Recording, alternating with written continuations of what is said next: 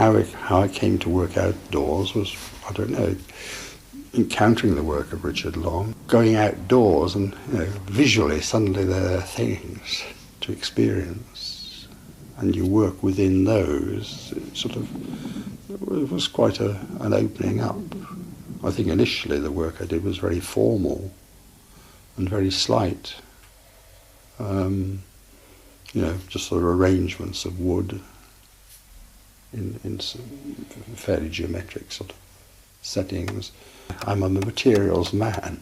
I like the weight of materials and the feel of them texturally. One of the things I found about going out of doors, particularly when you're teaching full time, where previously if I wanted to make something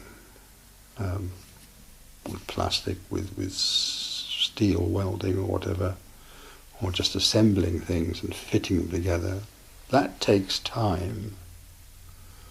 So that if you start in a holiday period to make a new piece of work, you find yourself 3 months later coming back to it to finish it properly. And so the sort of impetus that got you into it, first of all,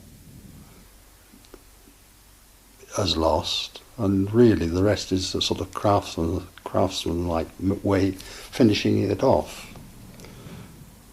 And what I found going out of doors, I could do something very slight, it's true, but you could do it in the period, and it's done, of going out, take your photographs, and next week you go out and do something different.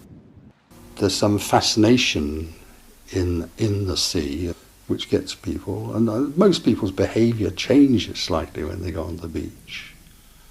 They take off clothes, they pick up stones and throw them into the water, a way of sort of interacting with it. And what I do is only an extension of that in many ways.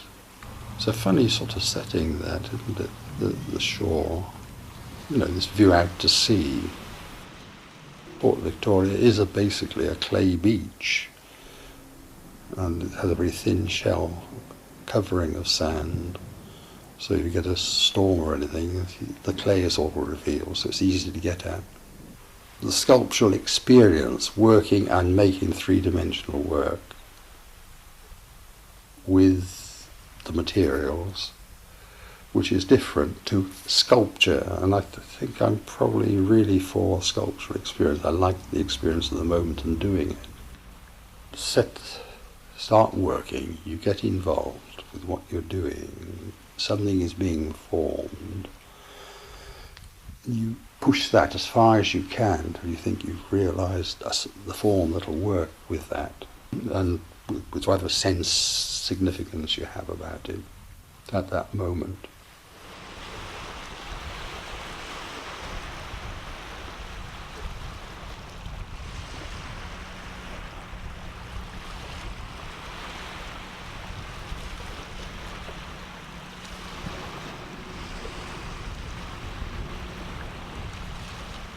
There's a sense in which the art is in the photographs and not on what's made on the beach. You take your photograph and you don't try and save them. Why save them? You've got a record of it. I don't feel I need to hold on to the material. I'd like sometimes to leave it there, and it's a very nice piece of work, but I know either it won't be noticed as a piece of sculpture, or the wind will pick up and it'll collapse, or the sea will come in and wash it away. With the clay things on Fort Victoria, you can watch the sea come in and it begins to dissolve away again.